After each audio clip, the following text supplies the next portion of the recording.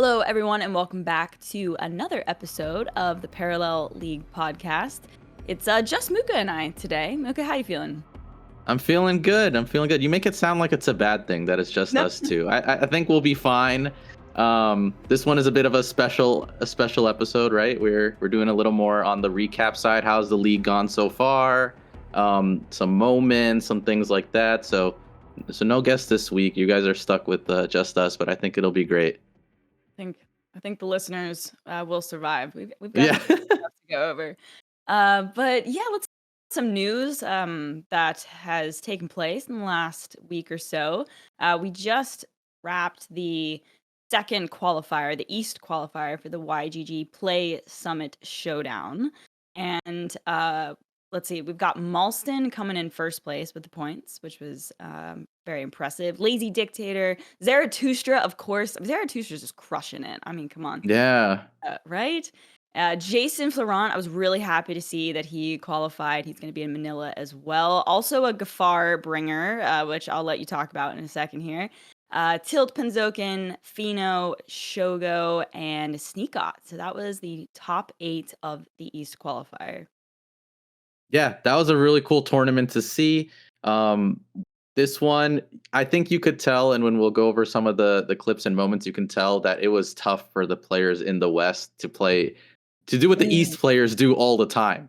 They are up, the East players are up all night and they're topping and they're doing well. And now the West players had to, kind of go over the time zone, and you could tell like people are like, I'm so tired, like what's going on? I'm playing poorly, or there's some misplays there. But shout out to the guys that topped here. I mean, a lot of these guys are from the West and did make it work. We got to see Gafar make its debut with Malston going undefeated and Jason only taking one loss. I think Jason posted a tweet that across both him and Malston's game, there was only like one Gafar loss or something. Wow. So they put in a lot of work. I can give some context if we want to. You want to go down that route now?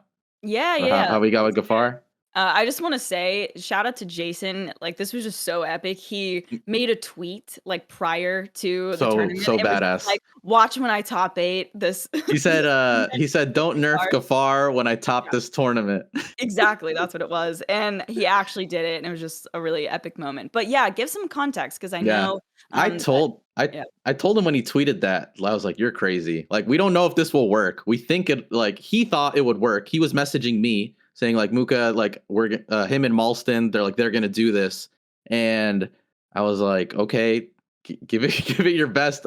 They ran through so many scrims. Those guys were like the pair. So how did we come out this deck? There's gonna be a video that's coming out that will kind of like explain how they came up with it in the journey. But first shout out goes to Brighty.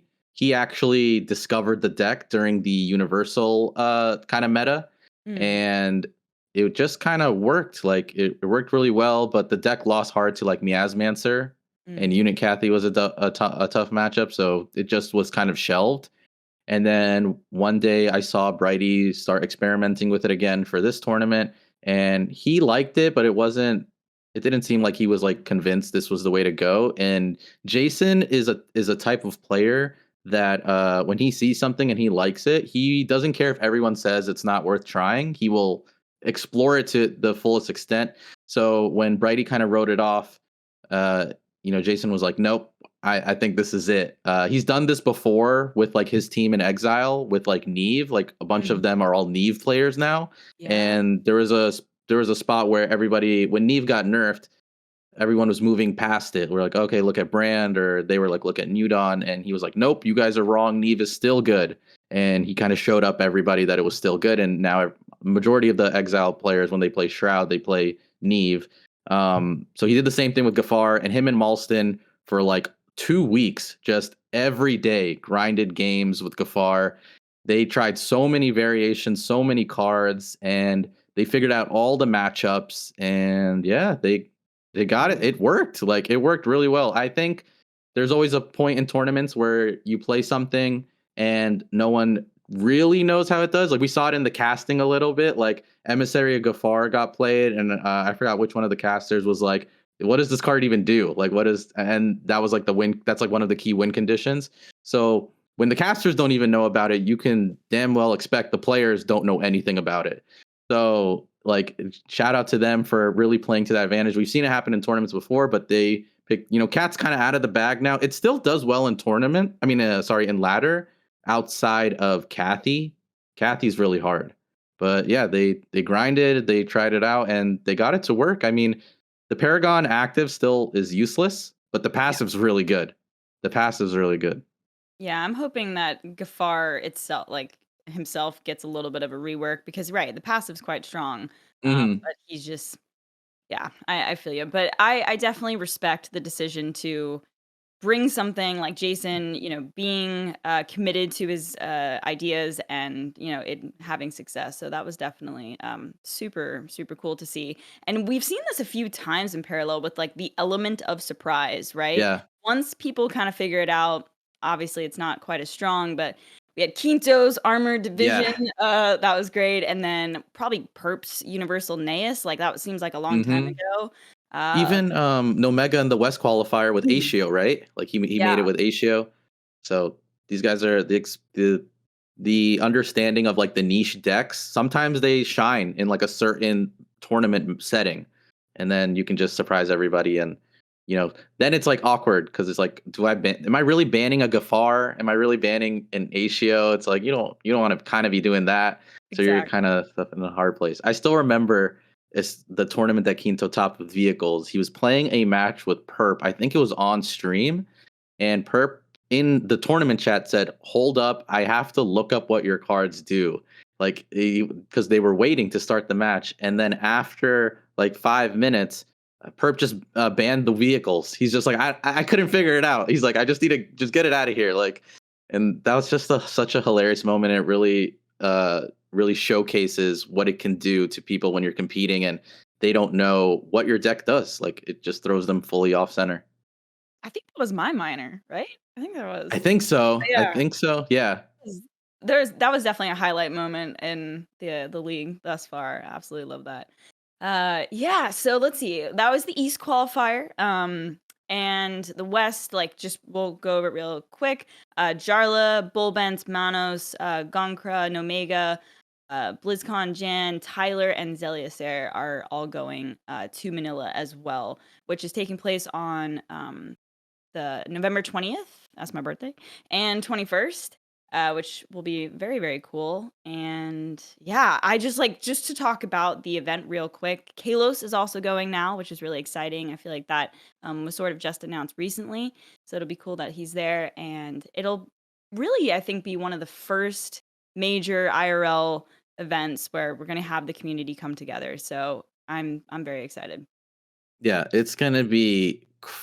There's so many people coming in that even aren't playing in the tournament. They just want to come and see and meet the community and just like there's like so many chats that I've seen people like, when are you landing? Where are you staying? Like, I'm coming here, I'm going there. Everyone's trying to map out their days. Who's hanging out at what house? Like, where are we going?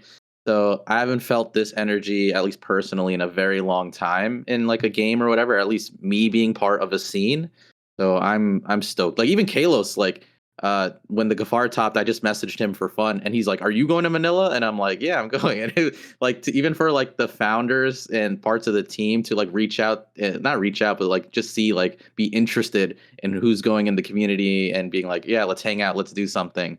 That's a lot of fun. Like I can't. I'm so excited. Like I don't even know what it's gonna be like, but it feels like I've been to other events like I don't know, like a BlizzCon type of thing, right? This feels like that. This feels like the first type of that kind of event.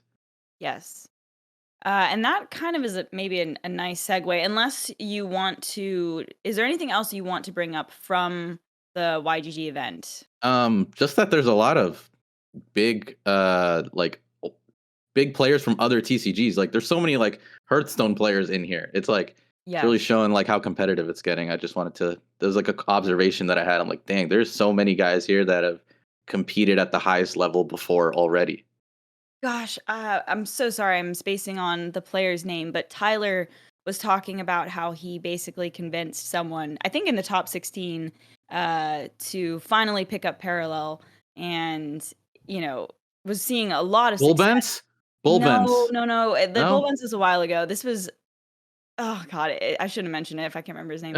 Um, but it's just really nice because we're seeing this, continually, Yeah. these players are convincing, people from other TCGs to come and play Parallel, and then, like, they're skeptical, and then they wind up getting pretty addicted to it, and it's been really, really amazing to see. Uh, Yeah. all right. Well, I was going to segue because we were just talking about, an IRL event, which is very exciting. But the World Championship, the Prime Championship, was announced this past week that it is going to be in Vegas at the HyperX Esports Arena. So that's also very, very, very exciting. Las Vegas, let's go. That's a big stage. Like that is a Mhm. big thing. Like there's been crazy game tournaments there and stuff. So I didn't know too much about the HyperX Arena before, but when it was mentioned and I looked it up, I was like, this feels like surreal. Like this is the main stage for some big games and their tournaments. So I'm very, very excited. The actual event will be like invite only to the inside of it, like the actual arena and stuff like that. I'm sure they're looking towards some sort of like outside activations for those that are just coming for the community. Everyone is welcome. They've kind of made that clear to us that they want people to kind of come to not communicate that people don't come. People come, and there will be some sort of like activations for people outside, not the venue, but just in the area that aren't inside the actual arena during the tournament. But I think it's crazy. It's going to be really, really good. I'm very excited, and I just feel like all of this, like I keep saying though, I keep wanting to say the word surreal because it doesn't. It feels like a year ago, this was kind of like all of us just like being here, liking a game, and now we're preparing for a crazy tournament at like a real official stage. Like this Yeah. doesn't. This feels just crazy. It just feels crazy. It's definitely actualizing, like, numbers on a screen, or you're just like, just even Mooka, even seeing you in person, okay, is gonna be pretty wild. It's not Like, that special, but yeah, but you know what I mean? Actually yeah, connecting with people yeah, is yeah, is yeah. pretty is pretty fantastic. And yeah, the HyperX Esports Arena is the real deal.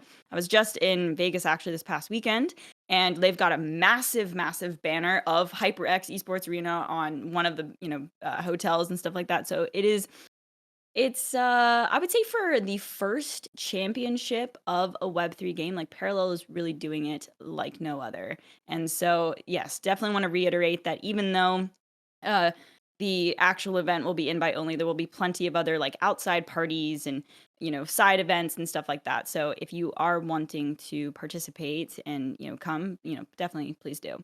It is, yeah, it's in the Luxor, the Pyramid Hotel, which is pretty cool, honestly. That's sick. It's very cool. Yeah, all right, so that was announced this past week, and now, Mooka, I'll probably let you take the Exile Underground, Sure. Yeah. chat So we here. got a minor. We got a minor coming up already full within the first few days, but wait list. Make sure you sign up for the wait list if you want to compete. It's on November 2nd and 3rd. It's a 10K prize pool and league points to the top 8.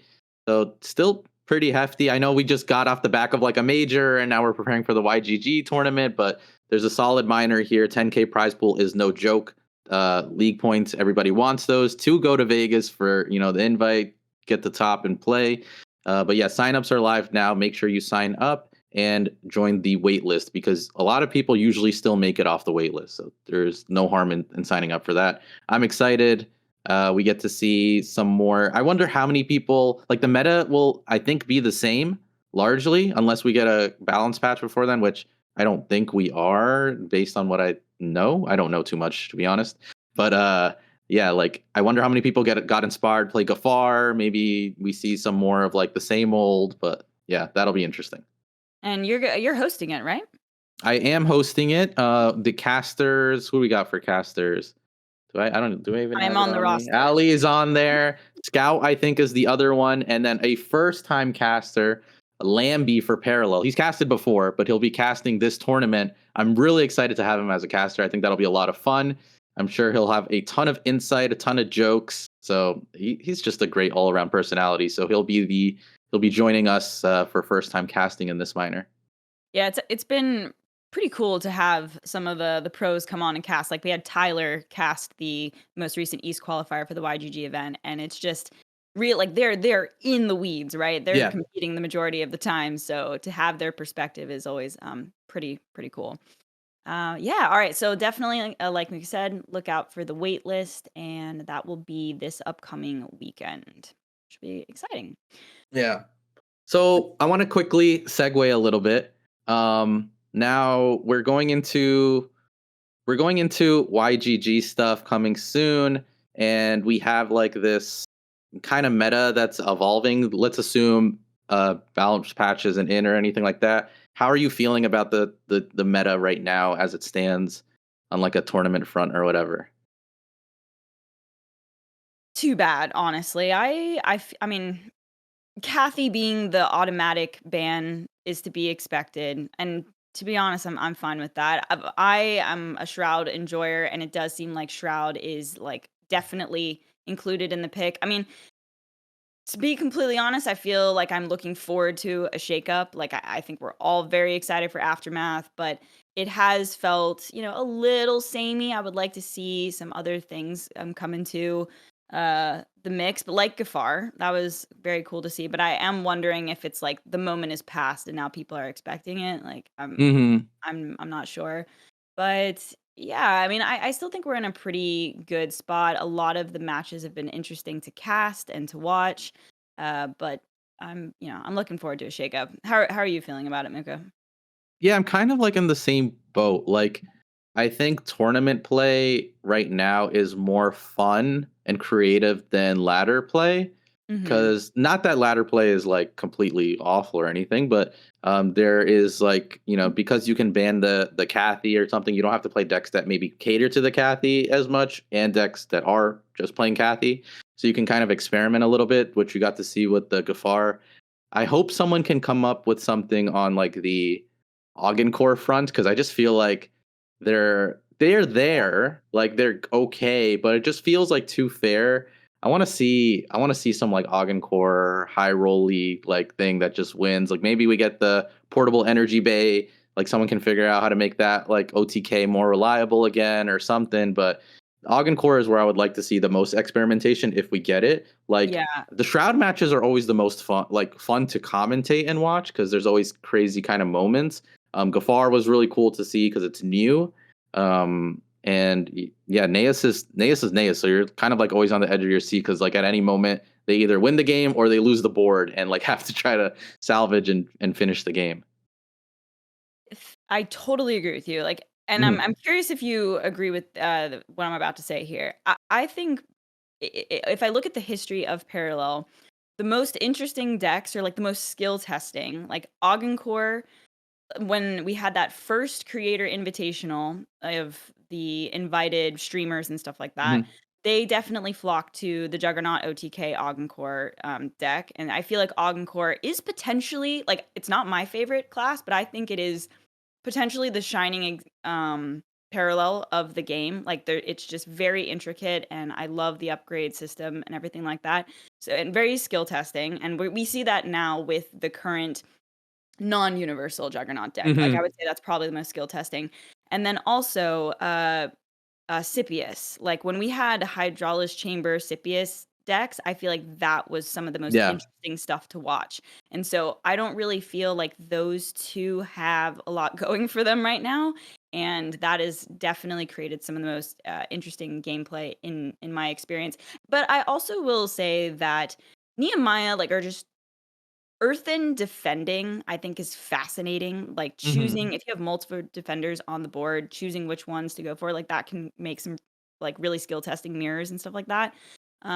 So, yeah, I'm right there with you. I'd like to see, more Augencore for sure, and again, I love Cathari, so, it'd Yeah, be I miss Scipius. Scipius was a lot of fun and it was very creative. I mean, I miss Iraq. Like, I feel like Iraq was Mhm. really fun and to experiment with too. Maybe we just get some more upgrades and stuff in Aftermath. We're starting to get some reveals now, and some of the cards look pretty juicy. I like some of them a lot. And I think you're spot on. I mean, the Core Portable Energy Bay TVA Star Memento combo is my favorite combo in the game. Like, I just Mhm. like the interaction. It's so fun. to like see the knife get, or the memento get passed on from token to token to token as Yeah. they're like self-killing themselves, and then suddenly you like swing with like 18 on one unit and then 19 on the next or something, and it's this crazy thing. So I like that too. Nehemiah defending is really good too. It's a shame we, outside of a few tournaments, we really only see it in like the top 8 people bring it, and I don't even think people brought it in the last tournaments too much. Um, there was the majors qualifier. Kintsugi won with his. Like he Mhm. played Kathy, Naeus, Nehemiah, and he won. But I like to say he's a cut above the rest. Like he's a player that he has topped some tournaments, but not any with prize pools yet. Like I think just he's always like a few points right under, but he's like an X2 player always. Or if Right. not, like he's like right there. He's always like one match right there, and he's kind of become what I'm starting to call like the Earthen Godfather. Like I know there was a stream Lambie did a few days ago where he was kind of like, when I was preparing for the YGG qualifiers, he's like, I DM'd Kintsugi to learn about Earthen, because Kintsugi has a big claim that he doesn't ban Shroud in tournaments unless it's Neve. He says everything else is winnable for Earthen. Wow. And when he said that to a lot of Exile players, they made him record games, and he did it. Like he recorded a bunch of games where he was just reading Shroud with his Earthen and showing his double. But like he's just so good. Like he knows that deck. There's certain players that know their deck like nobody else. Like, Mm. and they know that parallel or paragon so well that like they can only play it in a certain way to enable these kind of things, and other players have to like really study to figure it out. And like it's not a simple rule, right? There's so many like small decisions in those matchups that like, oh yeah, it's winnable, but like I mean, I couldn't even say that I could do it. Like it's super tough, like even for master players to get that kind of insight. Yeah, Parallel is not a super forgiving game. I feel like the No. minor mistakes really, really stack Yeah. and catch up with you. And I think that's you're right. Some players just know a class so well. And I feel like it's kind of a I feel like that's always sort of a decision in TCGs is like, do I want to be an expert or am I trying to be like generally good across the board? Hmm. And sometimes in tournaments, like the people who have leaned into, being an expert in one class, like it really shows through. I will say beating Shroud that consistently with Earthen is impressive. It's crazy. Um, And I'm not yeah. saying that I don't want to be the person.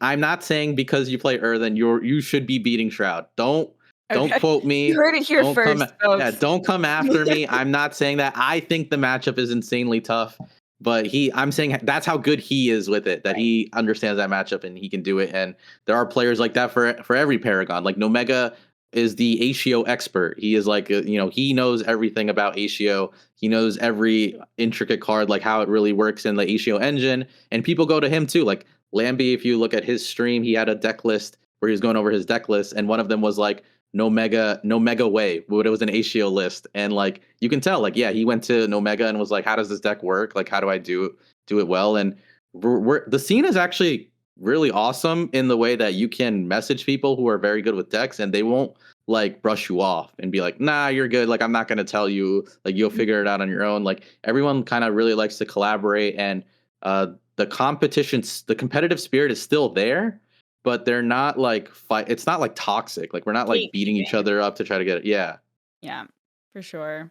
It sparks an interesting philosophical thought in me in that, when we say, oh, a matchup is unfavored, you know, Hmm.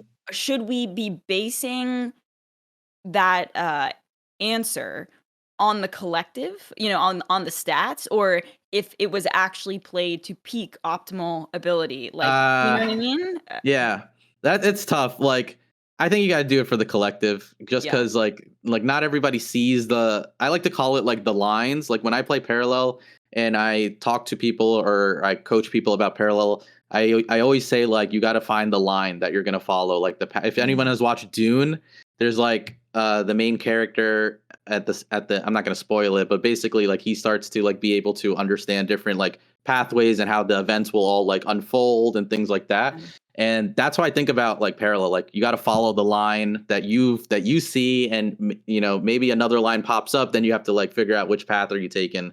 And Like 2 parallel lines, you know? yeah, yeah, exactly. So two parallel lines, and yeah, if you can, it's just so tough to see them sometimes because like we harp on banking so much, like, and but you just have to go to it. Like one wrong bank in like these really niche matchup, not niche matchups, but the matchups that the collective things you should lose, but you are like, no, I win. Like the banks are everything. Like one wrong bank, and like I think I watched Sugi play some Earthen, and I was like, why didn't you bank this? And he's like, why would I do that? I lose the game if I bank this. And I was like, oh, okay, I didn't see that. But he like recognizes that value. And because there's no way to generate energy outside of banking your cards, it makes the decision making like 10 times harder. Yeah. Sometimes I wonder if Parallel is like for most people that are listening to this podcast, the answer is going to be no. But if Parallel is too competitive, you know, like if it doesn't attract the average person, because it is actually a really hard game. And said it's not very forgiving. But the nice thing is that like in the case of Lambie, right? He's playing Marvel Snap, and he wanted an extra competitive game, that to Yeah. fill sort of that slot. And hopefully, maybe there are other game modes and things that can get introduced over time that are a little bit better for the casual, or with more players, like everyone will sort of be playing at their skill level. But it's a hard game for sure. Yeah, I think it is definitely one of the hardest card games I've experienced or been a part of. The decision making is like goes way like it goes like 6 turns in advance, like Yeah. the each turn, like the butterfly effect. But I think to your point, as we get more players, it should get better. There's just something. The one thing that the game does well is that when you execute like a combo or a game plan, like it feels so good. Like, I mean, if you're on the losing side, it feels like absolutely terrible. But on like when you do what you're trying to do, it feels like so good. I haven't felt that in like other TCGs too much because like the cards normally don't depend on each other as much as they do in parallel. Yeah. Like in parallel, every like cards lean on each other pretty hard in order to be effective to do a game plan. And when you get that off, like the feeling, it just feels so good. Like I remember when I first started, Lemieux was like the most popular deck, and there was something special about like playing your longbow personnel carriers, generating a huge wide like token board with all these 1/1s, which is like nothing special. And then you drop like a Lemieux or a fire support base, and suddenly they're all 2/2s, and you're hitting face, and like that synergy is just so cool. I like it a lot, and it just feels good. So even though you may not be the most competitive player, I think once we get enough players, they'll all be trying to like execute their little game plans. Mm. And when they can do it, just that reward, that feeling that you get when you do it should be fine. Like it's always going to be a very high end game, but I don't think we need to lean too much into different game modes. Just maybe, once we get more players in, I think it'll kind of like even itself out. Like you won't be versing as many sweats or whatever. So it should be okay. I don't know. I do think it's kind of tough. Like I was watching Call of Duty this is not super related, but Call of Duty just like released their new game, and like people are complaining about like the sweats like are ruining the game. Like these guys are like just going around like killing everybody and stuff like that. And I think like parallel kind of is not as bad, but is like kind of like in that place right now where maybe there's a little bit more people that are on like the higher end than the lower end. But I think the lower end will fill itself out as we focus on the right things, which I think we are doing, like just getting people interested in trying out the game and stuff like that. So, but yeah, I just think like there's something special about certain combos that feel so good that like get me hooked. They make me want to keep playing. Definitely. It's definitely a puzzle type game, and it's super Hmm. satisfying when you land something. And yeah, I mean, look, the more with more players, there will be more people facing off at equal skill level and stuff like Yeah. that. We know that mobile is coming very soon. The team is going to do a huge marketing push for mobile. They're often like referring to it as like kind of the second launch of the game, and I definitely think that is true because just mobile is so key. So it'll be really interesting to see what happens then. And but also it's been very cool to see pro TCG players from other games come over Hmm. and clearly show that they're like, no, no, no, I'm really good at card games because they're shining Yeah. through in these tournaments, and that's been very Yeah. very I awesome. I See. also wanna think that I also wanna add that I think that the base set and Planetfall were very, like it was it required a certain level of skill to understand how to, like, use cards to the highest efficiency because not every card was, like, the best and some were. So, like, how do you maximize efficiency between those is, like, really good. From what I've seen in the leak so far with Aftermath, and then after we had that call this episode with Veen, I feel Mhm. like that might open up a bit more. Like at least the cards that we've been shown so far. I mean, it's not many, right? But they all feel fun to like they all feel like they do something that's kind of cool and interesting, and it opens up more possibilities. So I think we're gonna see more enabling of like creativity, even on the lower end, like people trying to try out like these fun decks that do something or don't something. He named like three types of people that play kind of like card games, right? He in his like kind of ideology when he and the team work on games, right? There's the person who wants to like just have fun and try out combos and things like that. So they look for more of like these type of cards that aren't necessarily the best cards in the game, but they just kind of like have these interactions that they're trying to enable and be like, look, I made this, I can do this. Like I think Pocket Dimension is a good example of that right now, like those kind of decks. And then there's the player that just wants to be part of a community. So like they are playing and they're not necessarily looking for the best, but they're not necessarily going to be the best, but they're playing to just, join a group of people that are enjoying the game. So I think those players will also find interactions that are fun and then try stuff that is meta, but they're like more free flow. It's not like they're not like locked into one type of deck per se. And then there's like, us, the tryhards that like want to prove something that would like they want to win or they want to do that kind of thing. So I at least from Aftermath, I feel like we see more of that ideology coming through, that like more types of like creativity will be rewarded in different ways. Like at least some of the shroud, like Fino revealed this shroud card. I don't know if you saw it. It's a 2 cost 0/4 that Mm. can't attack, but it goes on your opponent's side of the board and it creates like these negative caches. We don't know what those are, but like it's kind of cool. Like I think that's just fun. It might be competitive, it might not be competitive, but it might be really fun. Like that kind of gameplay, you verse somebody kind of trolls you by like flooding your deck with all these like negative effects and stuff, and you draw them, and he's having a great time. And it may not be the best thing in the world, but it could work. Like I don't know. Yeah, I'm quite curious. Like curse decks. We'll Yeah, see. Yeah, I mean, I completely agree. Look, with more cards, there's going to be more options for creativity, and Aftermath is coming. Is November 23rd or November 26th? Maybe the pack third. drop is the 23rd, and then Third is it. the 23rd, and 25th or 26th. I believe it's 25th is the Okay. actual expansion. Like your cards can play. You can play with your cards. Yes. Okay. That is coming soon. All right. I think that we could probably talk about some other like overview of the league so far, but I've just realized something in terms of an announcement that I think is important. I want to give a big shout out to Games GG for allowing people to Oh, play Parallel on other devices. Basically, I believe it's just games with a three there, .gg/parallel. Pretty sure that's it, but it's on the website, and I tested it out. I played on a MacBook this past weekend, and it works pretty well. I've seen people playing it on iPad, and so if you happen to be a Mac user or didn't have access to the game, that is accessible now, which I think yeah. is incredible. That's so big. Like that's huge. Like I don't think that announcement was like harped. I mean, the community loved it, but I don't think it was Mhm. like harped on enough. Like it was very very cool to see that. And maybe we don't have like native Mac play yet, but just the opportunity to play on it. Some people playing on their iPads was really cool. I remember when I was playing like I forgot what online TCG it was, but I someone let me borrow their iPad and I was able to play it. And I was like, this is the best thing ever. Like I just Yep. loved it so much. Like that I like the touchscreen interaction a Oh, lot, yeah, so doing that on Parallel is so cool. tablet card game, I mean, that was definitely my Mhm. favorite way to play Hearthstone, 100%. Like, Yeah. there's just something so satisfying about dragging Yeah. cards to the computer. No, I feel Exactly. it. Yeah. Uh, So that's so a good one.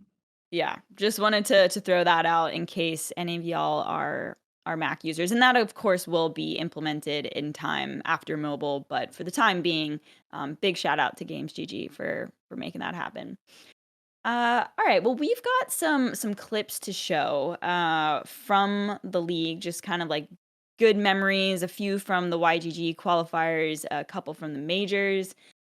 Do we want to get into that now? Do we think? Yeah, let's do it. I think these were fun moments or like crazy, like quote unquote viral moments. So we can start with the YGG ones. I think the match between Comfortable and Brighty had a bunch of crazy Oh my moments. I god. know you casted that. I was Yes. watching from my bed and I was like, "What is going on?" My wife's like, weren't you supposed to sleep? That's why you didn't. That's why you were saying that you wanted to be in bed and stuff." And I'm on my phone just watching it. But the Comfortable, what is it? The demo top deck. We can do that clip first. Yeah. Let's Al, do it. you want to set this up a little bit, like, while this is Sure. going on? Okay, so let's see. We got Brighty, casting his Neve, he's got 13 life, comfortable 21, and basically, the game is over at this point. Scout and I are like the only chance that he has, comfortable has, is if he top decks a demolecularize. And it was just like the top deck of all top decks, and we gasped like crazy, and it was a massive Neve board. Like great. Yeah, I mean, obviously he's dead the next turn, but the top deck of the demo just absolutely shut it down, and it Yeah. was it was If such I a hype remember moment. correctly, he also banked like a demo or two before this. Like, so it Yes. wasn't even like a high chance he was gonna get one. It was Yep. just kind of like maybe one left in the deck. And yeah, I remember both you and Scout screaming that like he needs a demo, and then he just draws it. It was absolutely crazy. That clip was nuts. There is, I think, in that same game, right? It got down to the wire, and Brighty had to end up top decking to try to get his win. So Yes. this is the Adira clip that we got. He had All like the how many same. cards left in deck? Yeah, all the same game. I think there were 2 cards left in, Brighty's deck, and both players were at 1-1. Like, that in and of itself is so unlikely. I just feel like you don't get many matches where both players are at 1 and it comes down to the wire, and we had been saying it too. We were like, I don't think we've seen an Adira, yet, and, yes, we're gonna play the Adira here, and it was a Yeah, 50-50. 1-1. That's so Yeah. crazy. Right? Yeah, 1-1, nothing left. These guys are just trying to survive. I can't believe a Shroud Mirror got down. I mean, I can believe it got down to the wire, but not one health, one health. Top deck Adira. That when this happened, I was in my bed. I was like screaming. I was like Adira, like Yep. Adira, like no way Adira. Like I cannot believe it. Like that was absolutely crazy. And this series was so funny because both Brighty and Comfortable, for context, were insanely tired. Like Yes. they could not keep up with the Eastern players, like how they do it. They were saying like, how do these guys play during our time zones? And there was a couple misplays. So we're gonna actually play one right now. This is the Brighty Domina one, a misplay. Oh, I And didn't know if we were gonna play the misplay. yeah. Brighty, we've all been there, okay? Like, it was like 8 a.m. in the morning. I feel bad for throwing him under the bus right now, but This one was so funny. Like he yeah, this one he sets up a crazy good like convergent Centurus into a tabula into a domina. He can bank here and PS8, sorry, slinger, the huge attack slinger, and just trade with the tokens. And he's just got like a nice and clean board to deal with all of this.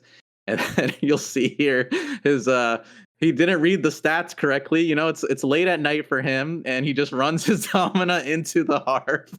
And he was just like, when we talked about this, like the exile group chat or whatever, he was like, "Yeah, I thought it. I saw the domina die, and I just kept staring at the screen, like why? He couldn't understand. He was so tired. He didn't know why it died. um, So he was trying to figure it out, like why is it dead? And then he realized, oh, this has 6 attack.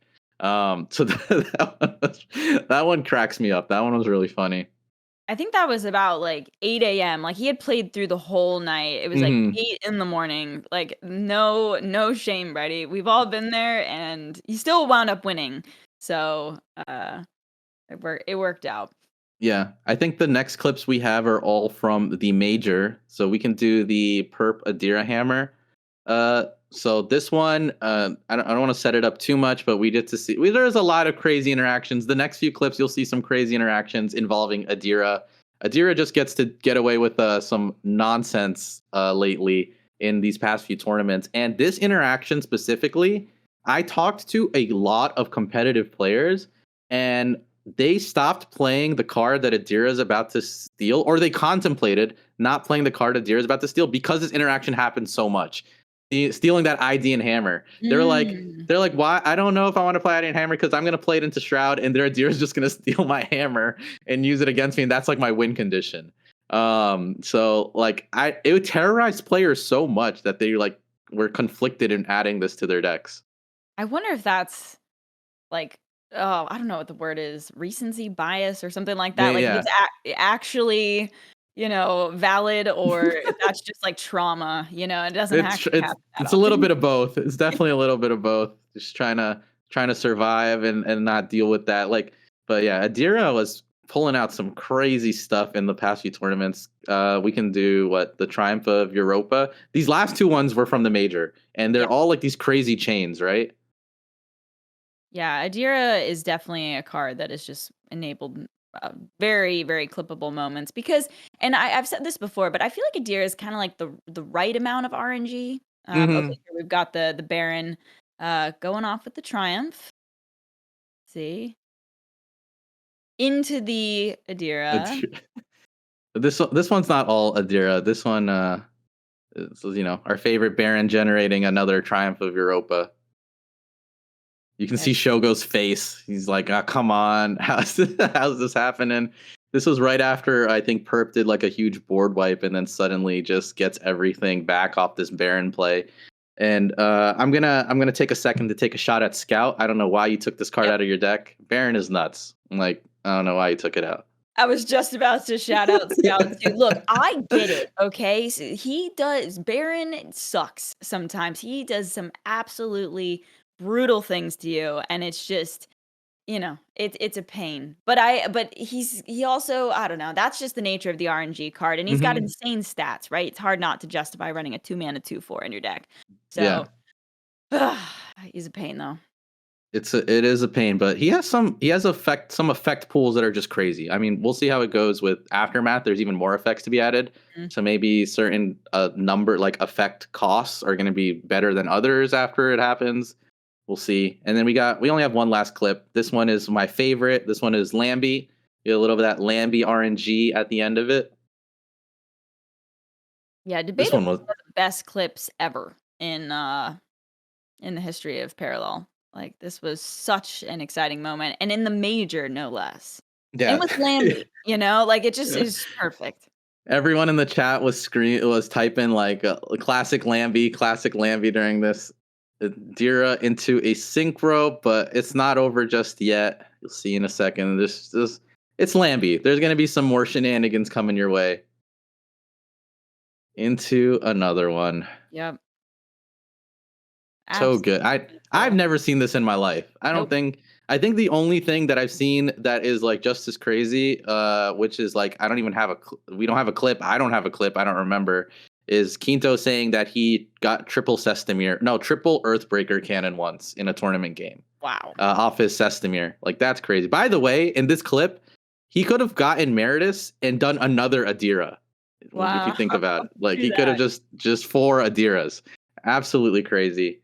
But yeah, there's this. That's what I was talking about, right? Like sometimes there's these moments in Parallel that you just feel so good, you get hooked. Like you get hooked on the dopamine, and you want to try to get that combo off again, or try to get that interaction off again.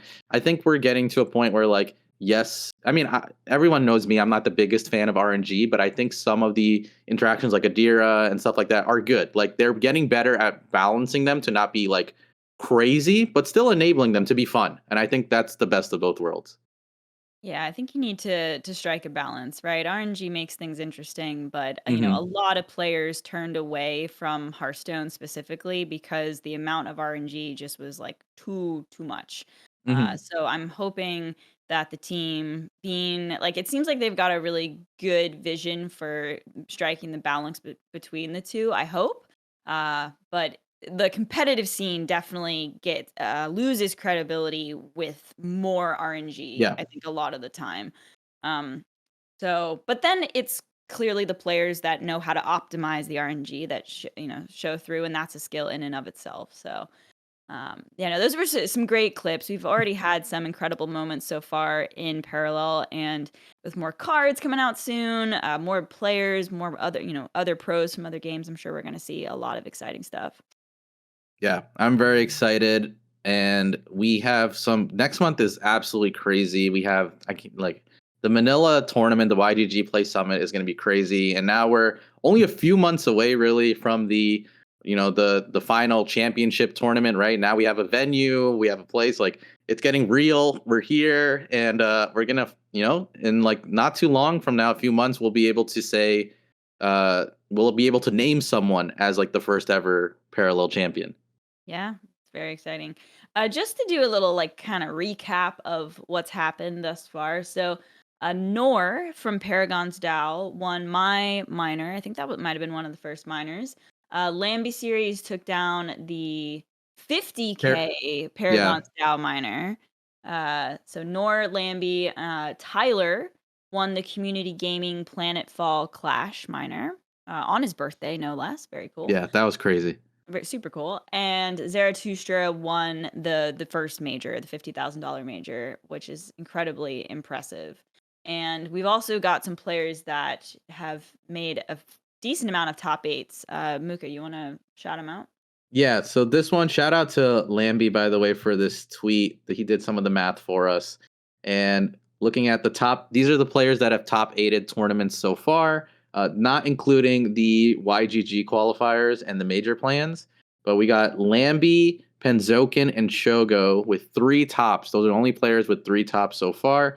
Then with two tops, we have Perp, Kintsugi, Sequinox, Pepito, Nor, Ko, Tyler, Zeliusir, Fontaine Foreign, Gonkrup, Manos, Jarla, Reshinov, and Ganera. So that's crazy. Like that players are already starting to be repeats. Like two is really good, by the way, but three is crazy. And the first one to get to four, that's some major props. And I'm just looking at the points leaderboard right now, last updated October 28th. It's fascinating to me. So Fino's actually in fourth place for points, but isn't a name that's like in these top eight counts. So Mm-hmm. I don't know. He's just crushing other areas, I suppose, like playing. Well, he's I got guess from it a lot from his ladder, right? yeah. The in game, he's doing his in game tournaments. He's got Hmm. 16 for major and minor, so not as many as some people on there, but still high. Like, I think like what amongst the high end players, maybe like 14 or 15 um, points is like in general. So he's still above that. He's still like topping some tournaments. And again, this doesn't include YGG, which he just topped and Right. stuff like that. So this was done, yeah, the 28th. So yeah, so I think in-game tournaments have not been factored in yet also, but it Oh no, it includes does. Sorry, it yeah, does yeah. include YGG. Okay, includes YGG. All right, But so yeah. the in-game tournaments are not factored in until the end of the month with ranked ladder Okay, ending. okay. So in a few days, we'll see where the leaderboard is at then. But Yeah. Well, if you include YGG, he did top two tournaments, right? He topped the YGG West, which is the one we yes, just had, and he topped the major. So, yeah, and major gave a ton of points for yeah. topping the major. No, it's pretty cool. You can always for anyone listening, you probably already know this, but you can always go to parallelleague.game, click the leaderboard. That also shows you all of the events and stuff like that. But yeah, it's really cool to see a lot of these players performing well. And I totally agree with Lambie. He mentioned this on this the previous episode, but we need to make stars. A lot of the competitive scene is fueled by like getting attached to characters and getting excited to watch your favorite players compete. And I really feel like that is starting to happen. And so I think with more time, more people streaming the game, making content, we're really gonna like keep building this competitive scene. Without a doubt. Yeah. I think Muka, unless you've got anything else, I think we could probably wrap the episode pretty soon here. Think we're Um, good. I'm normally known for rambling, but I'm out. I think we're good. We covered a lot. We talked all things about the league so far, so it's shaping up real nicely, and I think we're set up for the scene is set up really well for the final stretch. Yep. So this weekend we've got again the Exile tournament. Make sure to check that out. I'm assuming it'll be streamed. Mooka, you would know this on just Parallel's Yes, it will channel. be. Yep. Yeah. The next couple episodes, we've got some really exciting guests and conversations. One of them is going to be about bonds that they're like really getting rolled out right now, and so we're going to have some people, some guests on to talk about the whole Are we leaking system. guests? Should we leak it or no? Sure. Should we get Yeah. some? Are we getting confirmation? Can we leak the guests? Leak. Leak. Okay. All right. Leak. So the Bonds one is going to have Gabby from YGG and Fitch will be on there. So that one will be next week's episode. And then, do you want to leak the next one, Allie? Do you have You it in got front it. of you? You got it, Okay. Mooka. So the next one after that will be an episode about Aftermath, and we'll be joined by no other than Kalos and Koji. That'll be a very fun episode with them. A little grilling, a little alpha. I don't know how much Kalos will sneak away this time with Koji right next to him, but I'm sure it'll be a ton of fun. So, a couple of really, really exciting episodes coming up. And just a really big thank you to anyone that is, supporting the show, giving us the like on YouTube or leaving a comment or just listening on Spotify, Apple, whatever it may be.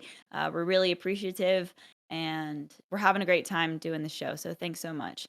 All right. I think that's it. That's it for this week. And we'll catch you next week. See you guys. Bye.